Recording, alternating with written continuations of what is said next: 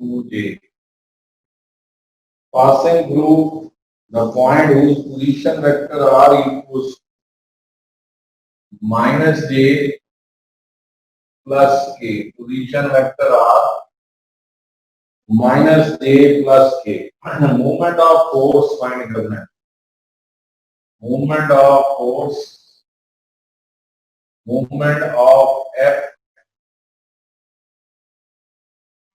about origin, movement of F about origin, movement of F को torque बोलते हैं.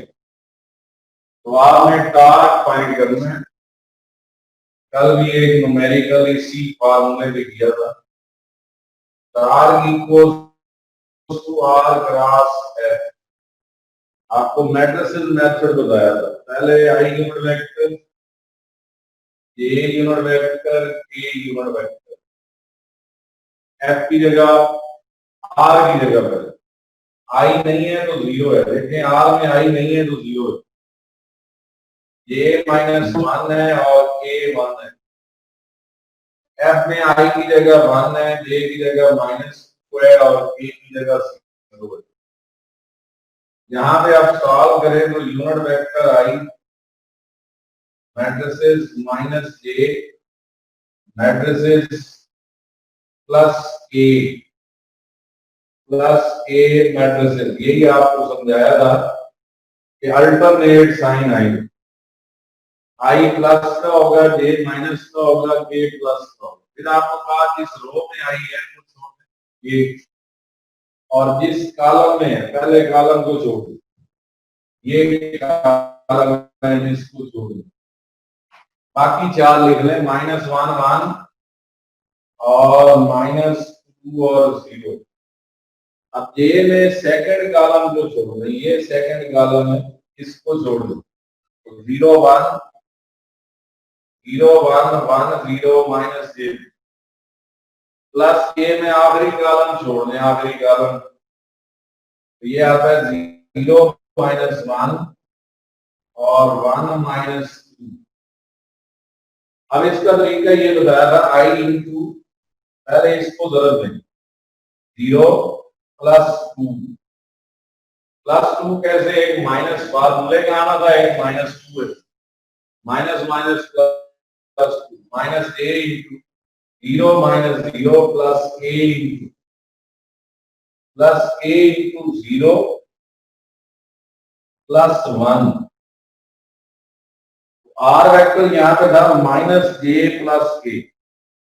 F vector था i -2j. तो अब इसमें ये देखना है हमने, यहाँ एक देखो -j इंटू 0 -1 आना है. ये ठीक कर लें. -j इंटू 0 -1 आना है. तो अब आंसर हमारे पास क्या आ रहा है, 2i minus minus plus j और प्लस k. यूनिट इसकी न्यूटन मीटर होगी. ये इसका फर्स्ट पार्ट है. सेकंड पार्ट देखें, बी पार्ट. उसमें एक नया पोजीशन वेक्टर उसने दिया. वो लिखता है कि movement of F about point whose position vector is that. वो जो नया पोजीशन वेक्टर है वो r1 क्या है, r1 equals to i plus k. और जो पहले वाला पोजीशन वेक्टर है वो r2, वो है -j प्लस k. वो बस वही है नहीं. तो पहले इनका डिफरेंस ले लेते हैं, फिर ये r आएगा. दो पोजीशन वेक्टर हो गए, उनका डिफरेंस लिखा r equals to r2 minus r1. मैंने कहा था माइनस करें तो i में से i माइनस करते हैं, j में से -j माइनस i k तो कट जाएगा. तो r वेक्टर यहाँ पे आ रहा है, r वेक्टर यहाँ पे आ रहा है -j minus i -j minus i. ये देखना, इसमें से जब ये माइनस करेंगे तो -j माइनस i, k और k कट जाएंगे. ये r वेक्टर है -j माइनस i और f वेक्टर है एफ वेक्टर है आई माइनस 2j। तो आप देखिए पहले और दूसरे पार्ट में सिर्फ फर्क यही है कि पहले में डायरेक्ट आर दिया और दूसरे में पहले आर फाइंड कर लिए। अब तार का फार्मूला लिखना, torque equals R cross F, torque equals to R cross F. Matrices फिर बनाया, उस मैट्रिसेस में ऊपर लिखा आई जे के, आई जे के, आई जे के लिखने के बाद आपने बताया आर वेक्टर क्या है, माइनस आई माइनस जे, माइनस वन माइनस वन के नहीं है तो जीरो, तो माइनस जे माइनस आई का मतलब यही है कि आई की जगह माइनस वन, जे की जगह माइनस वन, ए की जगह जीरो। एफ में यहाँ पे है वन माइनस टू और जीरो, वन माइनस टू और जीरो। फिर इसको हल करते हैं उसी तरह, यहां लिखा है यूनिट वेक्टर आई इनटू, डायरेक्ट कर लेते हैं, आई में ये आना है, इसको पहले जरूरत थी टू और माइनस वन करना था, लेकिन माइनस वन फार्मूले के साथ भी है तो प्लस वन आ गया, minus minus plus one, two plus one minus J into, J में हमने किसको जरूरत देनी, माइनस वन को जीरो से जरूरत देनी, इधर जीरो को वन से जरूरत देनी है तो zero minus plus A into, plus ए में आखिरी दो पार्ट को जरूरत देनी है हमें, इन दो पार्ट को जरूरत देनी है, माइनस वन और जीरो, माइनस टू और जीरो, तो जीरो माइनस जीरो आ रहा है। तो आंसर देखें यहाँ पे आ रहा है आर क्रॉस एफ का D I unit vector, D I unit vector. बल्कि दोबारा देख लेते हैं कि गलती ना हो, पहले आर लिखना था, आर में आएगा माइनस वन जीरो, एफ में वन माइनस टू जीरो, आई में जो गलती है वो गलती है, ये आना था आई इंटू दोबारा में जीरो माइनस जीरो, यहां जरा दे देंगे I into zero minus zero, minus ये ठीक थी और ए में ये जरूरत थी two plus one, minus minus ये जरूरत ए की two plus one, two plus one, A में ये आखिरी पार्ट छोड़ना था, इसलिए थ्री आई नहीं आ रहा, थ्री ए आ रहा है, आई जीरो आ रहा है, ये जीरो आ रहा है और ए में थ्री ए आ रहा है। यूनिट साल लिख रहे हैं न्यूटन मीटर, प्लीज दोबारा देखिए, यूनिट वेक्टर आई ये छोड़ देना है, आई में आपने माइनस वन को जीरो, टू और जीरो को जरूरत थी जीरो, ये में आपने ये छोड़ देना है माइनस वन और जीरो को जरूरत थी जीरो, जीरो और वन को जरूरत थी जीरो, ए में आखिरी छोड़ देना है वन और two, two plus one three. Numerical 14 हमने कल कर लिया था, 13 भी हो गया, अब न्यूमेरिकल 15 2.15 2.15 में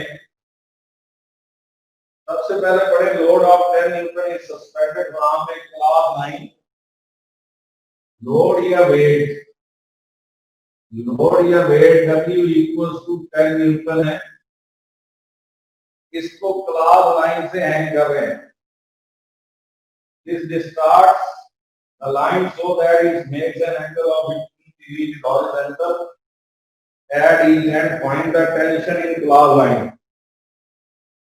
देखिए ये एक रस्सी है जिसपे कपड़े खुश करने के लिए डालते हैं घरों में, और जब इस पे कपड़े डालते हैं उनका लोड 10 न्यूटन का, ये यूं झुक जाती है सेंटर से, ये दोनों है, देखें यहाँ लोड है 10 न्यूटन और ये जो सेंटर से झुक गई है उसकी वजह ये लोड है कपड़ों का, दो एंड बन गए, इन दोनों एंड पे एंगल ये देखिए हॉरिजॉन्टल के साथ एंगल 15 डिग्री है, इधर भी इधर भी, दोनों एंड्स पे एंगल 15 डिग्री बन रहा है, दोनों एंड्स पे एंगल 15 डिग्री है। जो पहली रस्सी है उसमें टेंशन T1 है, दूसरी रस्सी में टेंशन T2 है।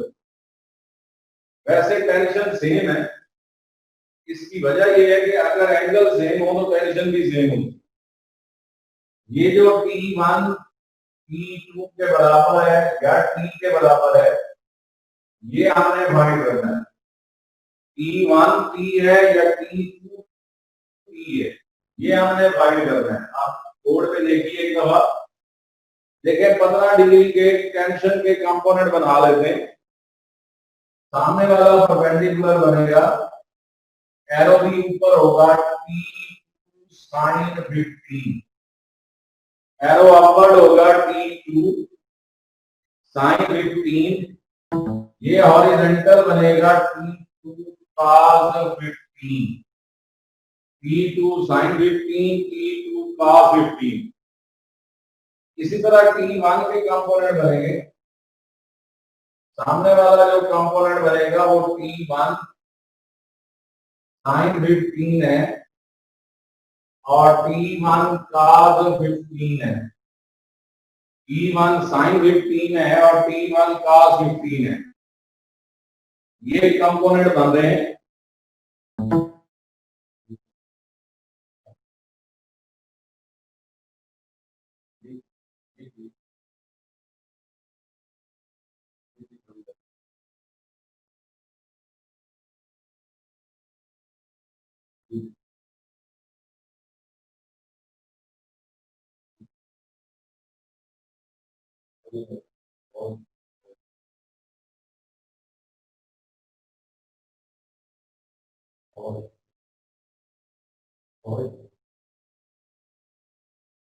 अब इसमें एक तरफ T1 cos 15 है, एक तरफ T2 cos 15 है, एक तरफ T1 sin 15 है और दूसरी तरफ T2 sin 15 है। सबसे पहले तो ये याद रखें कि summation Fx equals to 0, rightward forces और लेफ्ट वर्ड फोर्सेस, ये यूं लिखा जाता है T1 cos 15 equals to T2 cos 15। देखिए गौर से, राइट वर्ड का सम इक्वल है लेफ्ट वर्ड के, ये कट जाएंगे। वो कैसे कट गई? इसलिए कि T1 भी T है और T2 भी T है। तो जब T1 भी T है, T2 भी T है, तो एक जैसी है, कट गई। अब आप लिखेंगे समेशन है y equals to 0, y axis की फोर्सेस का सम 0 है। कुछ में कुछ अपवर्ड होंगी, कुछ डाउनवर्ड होंगी। अपवर्ड दो हैं, डाउनवर्ड एक है। अपवर्ड कौन सी है? T1 sin 15, T2 sin 15। तो अपवर्ड का सम एक तरफ लिख रहे हैं T1 sin 15 plus T2 sin 15 equals to downward 10। देखिए अपवर्ड फोर्सेस का सम एक तरफ है और डाउनवर्ड फोर्सेस का सम दूसरी तरफ है। दो अपवर्ड है, T1 sin 15, T2 sin 15 और डाउनवर्ड 10 है। T1 क्योंकि T है, ये बन गया T sin 15, T2 भी T है तो T sin 15 equals to 10। T1 भी T है, T2 भी T है, दोनों एक जैसी वैल्यूज हो गई, ऐड हुई तो 2T sin 15, 2T sin 15 equals to 10, T sin 15 equals to 5, T sin 15 equals to 5। यहां से T फाइंड कर लें, T equals to 5 over sin 15, T equals to 5 over sin 15 या T equals to 19.3 न्यूटन। ये tension का answer है। इसको गौर से देख लें कि टोटल आपने 15 डिग्री के दो कंपोनेंट बनाए, T1 cos 15, T1 sin 15, T2 cos 15, T2 sin 15। फिर आपने cos वाले काट दिए क्योंकि राइट वर्ड और लेफ्ट वर्ड बराबर थे। और उधर से आपने दो अपवर्ड का सम इक्वल लिया डाउनवर्ड के सम, तो उसके बाद इसे हल किया, टी का आंसर आया 19.3 न्यूटन। क्वेश्चन नंबर 16, 17 और 18, पहले 18 करा रहा हूं, फिर 17 और 16। 18 में देखें कि uniform sphere of weight 10 newton is held by spring attached to a frictionless ball. इस तरह बेटा बिग गिवन है, ये डायग्राम वाले क्वेश्चन है, ये दीवार है, उससे ये रस्सी बंधी है जिसके साथ ये स्फेरिकल बॉल है, दीवार है, रस्सी बंधी है और स्फेरिकल बॉल है, इसका एंगल 30 डिग्री दिया हुआ है, दीवार के साथ इस रस्सी का एंगल 30 डिग्री है, और इस स्फीयर का बॉल का वेट दिया हुआ है, weight of sphere equals to 10 newton, weight of sphere 10 newton दिया हुआ है और पूछा गया है नंबर 1 टेंशन इन स्प्रिंग पूछी, force exerted on sphere by ball. दो चीजें पूछी हैं, टेंशन इन स्प्रिंग, रस्सी में जो टेंशन है वो फाइंड करनी, ये वाली टेंशन टी रस्सी में, ये फाइंड करनी, और दूसरा force exerted on sphere by ball, force exerted on sphere by ball, वो फोर्स जो स्फीयर पे दीवार लगाती है, बॉल लगाती है, उसको फाइंड करना है। तो इसके लिए बड़े तवज्जो से पहले हमें डायग्राम एडजस्ट करनी है, और याद रखें कि डायग्राम वाले ये 3 क्वेश्चन है, 16, 17, 18। इन तीनों क्वेश्चन में अगर ये क्वेश्चन आते हैं तो डायग्राम देना जरूरी है, ठीक, या डायग्राम देना जरूरी है अगर ये तीनों क्वेश्चन आते हैं। उसके लिए हम पहले बिग को यानी डायग्राम को एडजस्ट करते हैं। उस डायग्राम को एडजस्ट करने के लिए यहां पर हम इसी के साथ जो हमने बिग बनाई है इसी के साथ एडजस्टमेंट करते हैं, इस बिग के साथ एडजस्टमेंट करते हैं डायग्राम की। उसके लिए देखिए आप यूं एक पाथ बना लें और ये सेंटर बनाए स्फीयर का, ये स्फीयर का सेंटर है, इधर साफ साफ देखते हैं, ये बेटा रस्सी है ये जिसमें टेंशन टी थी, आपको डायग्राम बोर्ड पे देखनी होगी भी समझ जाएगी।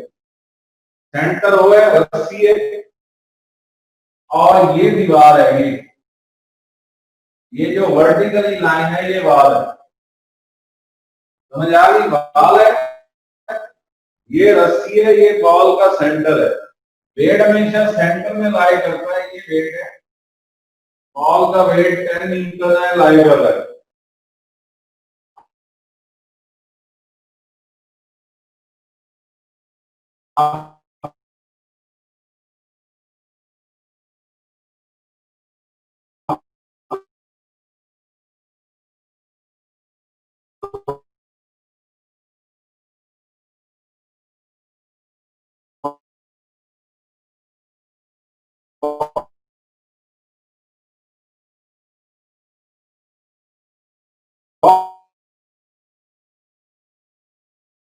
से देखिएगा ये वाला एंगल है, दूसरी है एंगल, एंगल 60 है। अब आपने जो कंपोनेंट बनाने हैं वो 60 पे बनाने हैं, 60 पे टी के कंपोनेंट बनाने हैं। ये देखो ये एरो होगा टी का 60 और ये एरो होगा टी साइन 60 डिग्री पे कंपोनेंट बने, एक लेफ्टवर्ड बने टी का 60, एक अपवर्ड बना है कितना टी साइन 60।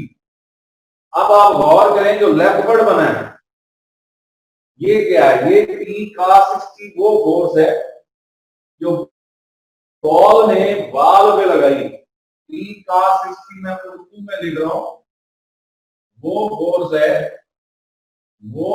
है जो स्फीयर यानी बॉल ने सफियर ने दीवार पर लगाई है, ये वो फोर्स है T cos 60 जो सफियर ने दीवार पे लगाई है। आपको समझाने के लिए उर्दू में लिखा है। हमें ये नहीं चाहिए, हमें वो फोर्स चाहिए जो दीवार ने बॉल पे लगाएंगे। इसका मतलब है जब दीवार ने बॉल पे लगाएंगे इसकी उल्ट होगी, ये एफ है, ये फाइंड करनी है। तो आप गौर कीजिए T cos 60 वो फोर्स है जो बॉल ने दीवार पे लगाई है और एफ वो फोर्स है जो दीवार ने बॉल पे लगाई है। अब आप पहले लिखेंगे summation F X equals to 0 rightward forces equals to leftward forces. Rightward है एफ, लेफ्टवर्ड है T cos 60। इसको इक्वेशन 1 कह देंगे। F rightward T cos 60 leftward बराबर हो गए। अब आप लिखते हैं समेशन एफ बाय 0, एक अपवर्ड दूसरी डाउनवर्ड, एक अपवर्ड दूसरी डाउनवर्ड।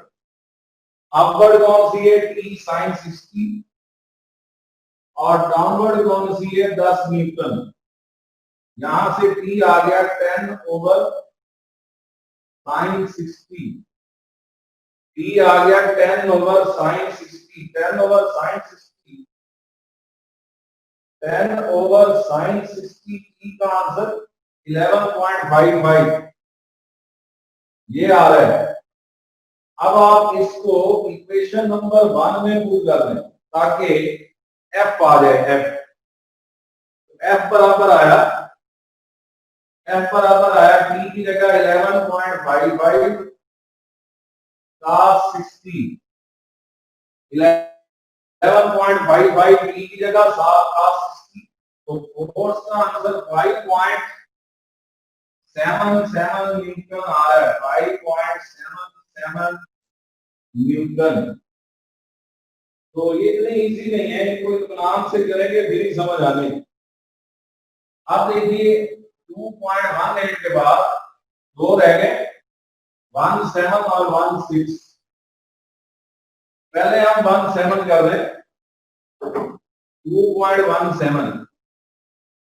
इसमें भी डायग्राम दी गई है, डायग्राम को देख के इसे हल करना है।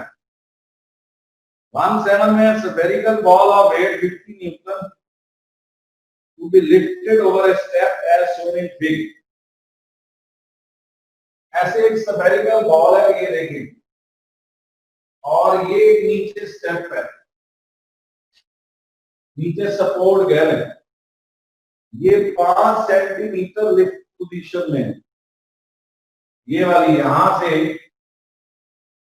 यहां सपोर्ट तक का गैप 5 सेंटीमीटर है और ये गिवन गैप है। फिर वो लिखता है कि इसका लोड 50 न्यूटन है, लोड इसका 50 न्यूटन है। फिग में और क्या गिवन था, फिग में देखिए यहां एक डायामीटर बना था सेंटर तक O तक, ये फिग में गिवन है। और उसके बाद फिग में ये वाला गैप गिवन है यहां तक, बल्कि यहां पे एक फोर्स F गिवन है जो कि अननोन है। फिर देखें ये स्फेरिकल बॉल है, 5 सेंटीमीटर स्टेप से ऊपर है, डायमीटर है और ये F मालूम करनी है, F मालूम करनी है। और इसमें वो साथ दे रहा है कि इसमें ये वाला गैप, ये वाला गैप 20 सेंटीमीटर गिवन है। चेक करें बुक में, ये आपको गिवन चीजें, ये डायग्राम गिवन है, 20 सेंटीमीटर लिखा है, मालूम करनी है, 5 सेंटीमीटर है। इधर बोर्ड पे देखें आप, 2 मिनट के लिए बोर्ड पे देखें, मेरी समझ आएगी डायग्राम। सबसे पहले ये 20 सेंटीमीटर डायमीटर है, अगर ये डायमीटर है तो ये सारा भी 20 सेंटीमीटर है। फिर आप इसको ए पॉइंट कह रहे हैं और O और A को मिला रहे हैं, O और A को मिलाएंगे, ये भी 20 सेंटीमीटर है। इस O और A को मिलाएंगे 20 सेंटीमीटर है, यहाँ पे वेट लाई कर रहा है, वेट बना लेंगे। ये वेट कितने न्यूटन का है? 50 न्यूटन का वेट है। अब बोर्ड पे देखिएगा जरा, यहाँ ए से लेकर इस लाइन को मिलाएंगे, सी कह रहे हैं बेटा, बोर्ड पे देखना, ए से सी, ये ओ से सी 15 सेंटीमीटर है और बाकी 5 20 हो गया, 5 सेंटीमीटर ये ऊपर था ना यहां से। फिर देखे मैंने क्या किया है, मैं मिटा के दोबारा समझा रहा हूं, ये मैं मिटा रहा हूं, मैं दोबारा समझा रहा हूं ताकि आपको समझ आए। मैंने किया ये है कि ये मुझे गिवन था, ये देखें, ये गिवन है मुझे, इसके अलावा कुछ नहीं पता मुझे। मैंने क्या किया कि सेंटर पॉइंट ओ से लेके ये 20 सेंटीमीटर है, ऊपर वाला भी 20 सेंटीमीटर है, मैंने ओ और ए को मिला दिया, ये भी 20 सेंटीमीटर है।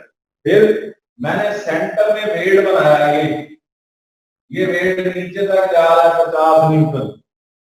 फिर मैंने इस ए और सी को मिलाया, मैंने अब चेक किया, ओ से सी गैप कितना है, ओ से सी गैप कितना है, ओ से लेके इस ए तक 20 है, यानी ये 5 के ऊपर चला गया, ये 5 और ये 15 20 बन गया। इसका मतलब ये कि ये 15 है ओ से सी, थोड़ा सा नीचे जाए 5 है 15 और 5 20 पूरा करना है। अब हमें ओ से ए गैप 20 पता है, ओ से सी गैप 15 पता है, लेकिन ए से सी गैप नहीं पता। इसको मालूम करने के लिए हम लिखते हैं ये formula, height square equals base square plus perpendicular square, height square equals to base square plus perpendicular square. Height कौन है? O A square height, base कौन है? ए सी स्क्वायर, परपेंडिकुलर कौन है? O C square. अब उसके बाद आप यहां से ओ ए की वैल्यू लिखें 20 स्क्वायर, ए सी फाइंड करना है और ओ सी की वैल्यू 15 का स्क्वायर।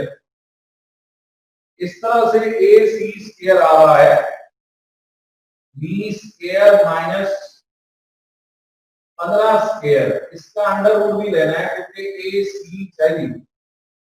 कैलकुलेटर पे 20 square minus 15 square, 20 square minus 15 square, उसका अंडर रूट लें 13.2 सेंटीमीटर आता है। इसका मतलब ए से सी गैप 13.2 सेंटीमीटर है। अब डायग्राम पूरी होगी, वो एफ फाइंड करनी है, जो लेफ्ट वर्ड है। आप बोर्ड पे देखते हुए सोचे क्या मैं समेशन एफ एक्स लगाऊं, मेरे दिल में आया समेशन एफ एक्स लगाऊं, तो मैंने देखा कि सिर्फ एक लेफ्ट वर्ड है, कोई राइट वर्ड फोर्स नहीं। चेक करें, कोई राइट वर्ड फोर्स नहीं, पूरी डायग्राम में सिर्फ दो फोर्सेस हैं, दो, एक ये 50 जो डाउनवर्ड है और एक एफ जो आपने मालूम करनी है वो लेफ्टवर्ड है। इसका मतलब समेशन एफ एक्स नहीं लग सकता। फिर मैंने सोचा समेशन एफ वाई लगा दो, जब मैंने वाई को देखा तो सिर्फ 50 है और तो कोई फोर्स नहीं, इसलिए समेशन एफ वाई भी नहीं लग सकता। तो फिर एफ कैसे मालूम होगा? ना समेशन एफ एक्स लग सकता है, ना समेशन एफ वाई लग सकता है, तो फिर लिखना है समेशन टॉर्क इक्वल्स टू 0, दूसरी कंडीशन। अब टॉर्क तभी आता है जब पिवट दबाओ। अब मैंने पिवट लेना है, मूवमेंट कितनी है? मूवमेंट 2 है। मैंने अपने आप से सवाल पूछा मूवमेंट कितनी है, जवाब आया 2 है। फिर मैंने पूछा कैसे? एक एफ की वजह से मूवमेंट होगी और एक 50 न्यूटन की वजह से मूवमेंट होगी। जितनी फोर्सेस होती हैं उतनी मूवमेंट्स होती है।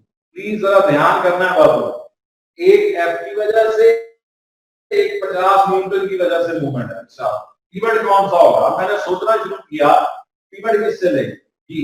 सबसे पहला सवाल मेरे ध्यान में आया कि मैं ओ को पिवट ले लूं। जब मैंने ओ को पिवट सोचा कि ओ को पिवट ले लूं तो 50 न्यूटन उसके अंदर से गुजर रही है, ओ से। कभी भी वो पॉइंट पिवट नहीं लेते जहां से फोर्स कोई गुजर रही है, क्योंकि वो 50 जीरो हो जाएगी। पिवट में से फोर्स गुजरे तो वो फोर्स 0 हो जाती है। इसलिए ओ को मैं पिवट नहीं ले सकता क्योंकि 50 0 हो जाएगी। फिर मैंने सोचा सी को पिवट ले लेते, सी को पिवट लूं तो वही बात है, 50 फिर 0 हो जाएगी। अगर 50 ओ की दफा 0 हो सकती है तो 50 सी की दफा भी 0 हो सकती है। इसलिए ए को पिवट लिया, ए को। तो 3 पॉइंट ही पिवट हो सकते थे ए ओ सी में से, ए पिवट लिया। अब अगर ए पिवट है तो गौर करो 50 सी पे लग रही, पिवट ए पे है, कितना गैप है हमने 13.2 का। ये मूवमेंट बनेगी, ये क्लॉकवाइज मूवमेंट बनी। 50 ज़रब 13.2 बराबर है 50 को ज़रब देनी है उस गैप से जो पिवट तक का है। पिवट कौन है? ए। अब मैंने एफ देखना है, एफ, ये एफ लग रही है, इधर बोर्ड पे देख रहा, ये एफ लग रही है, पिवट तक का गैप लेना है। एफ क्रॉस, ये मूवमेंट बन रही है, ये anti clock. F cross pivot तक का गैप देखो, पिवट ए है तो एफ से लेकर ए तक का गैप देखो, इधर देखना, ये 15, ये 15, ये टोटल 20 था, उसमें से 10 ऊपर 10 नीचे, 10 और 10 कितना बना? 20। इसलिए गिवन भी है, आप बुक में देखें 10 10 गिवन है, 10 10 20, ये 15, यानी एफ से लेकर सी तक का गैप या एफ से लेकर ए तक का गैप एक जैसा। तो गिने जरा एफ से लेकर सी तक का गैप, 10 और 15 25, तो एफ क्रॉस 25, एफ क्रॉस 25, यहां से एफ बाहर 50 13.2 डिवाइडेड बाय 25, तो ये बन गया 26.4 न्यूटन। आंसर है। लास्ट क्वेश्चन है चैप्टर 2 का 2.16, ये लास्ट क्वेश्चन होगा। इसके बाद हम चैप्टर 3 की तरफ आप जाएंगे, न्यूमेरिकल यानी एक्सरसाइज होगी। इसमें ये लास्ट क्वेश्चन ट्रैक्टर वाला है, ये भी जरा ध्यान से सुने। इसमें वो लिखता है weight, tractor of weight 15,000 newton crosses a bridge of weight 8,000 newton. 2.16 में वेट ऑफ ट्रैक्टर दिया हुआ है। सबसे पहले weight of tractor equals to 15,000 newton है। पहले तो आपको डेटा बनाना होगा सारा, 15,000 न्यूटन है। वेट ऑफ ब्रिज दिया हुआ है 8,000 न्यूटन है, वेट ऑफ ब्रिज 8,000 न्यूटन है। उसके बाद लिखता है कि ब्रिज की लेंथ 21 मीटर है, लेंथ ऑफ ब्रिज 21 सेंटीमीटर है। Weight of tractor 15,000, weight of bridge 8, length 21 metre, bridge metre है। यहाँ पे ये देखें, ये ब्रिज है और हर आधे मीटर पे सपोर्ट दी हुई है, ये पिलर लगाए हैं आधे मीटर पे, दोनों साइड पे आधे आधे मीटर छोड़ के। इसका मतलब है आधा मीटर इधर से छोड़ दें, आधा इधर से छोड़ दें, 1 मीटर छोड़ दिया, तो बाकी ये वाली जो लेंथ रह गई दोनों ब्रिजेस, दोनों पिलर के दरमियान 20 सेंटीमीटर की रह गई। टोटल 21 थी, आधा मीटर इधर से छोड़ दिया, आधा मीटर इधर से छोड़ दिया, टोटल 21 थी, आधा मीटर इधर से छोड़ दिया, आधा उधर से छोड़ दें, बाकी 20 मीटर लेंथ रहेगी। आगे क्या लिखता है? आगे लिखता है फ्रंट व्हील का वेट 1/3 ऑफ टोटल वेट है। तो weight of front wheel, tractor का जो फ्रंट व्हील है, weight of front wheel 1/3 of total weight 15,000 का, 15,000 का 1/3 है। इसका मतलब है weight of front wheel 5,000 Newton है, 5,000 Newton. Weight of rear wheel कितना होगा? पिछले पहिए का, तो यहां पे वेट ऑफ रियर व्हील लिखते हैं।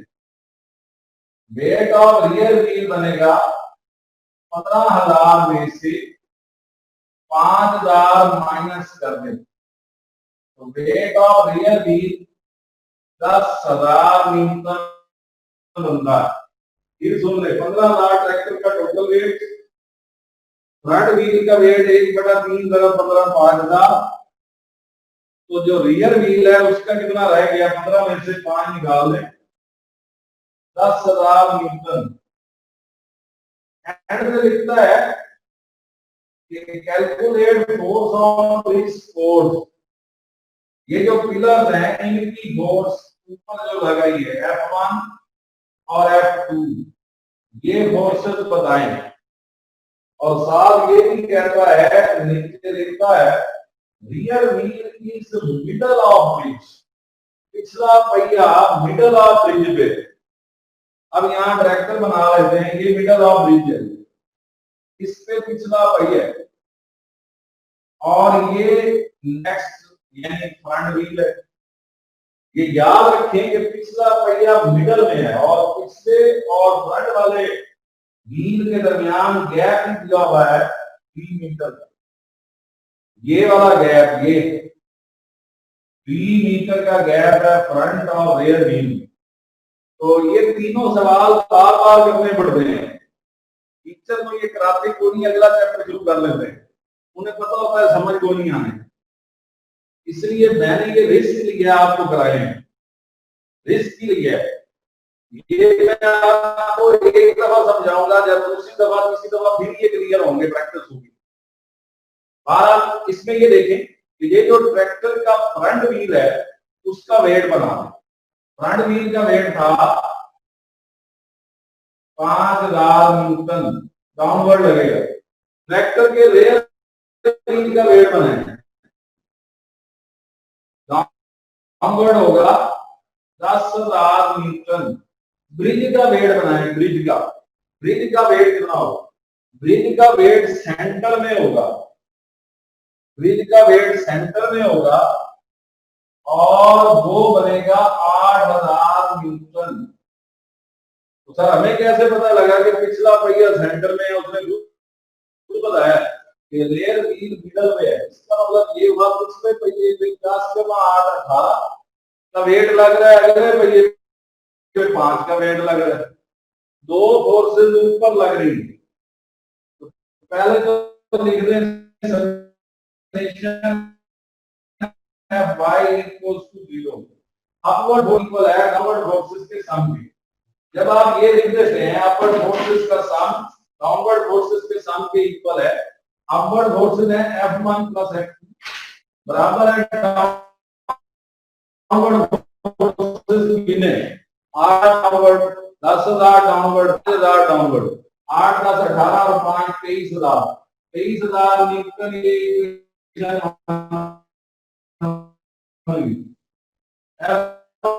+ F2 बराबर है, किसी एक फोर्स को मैं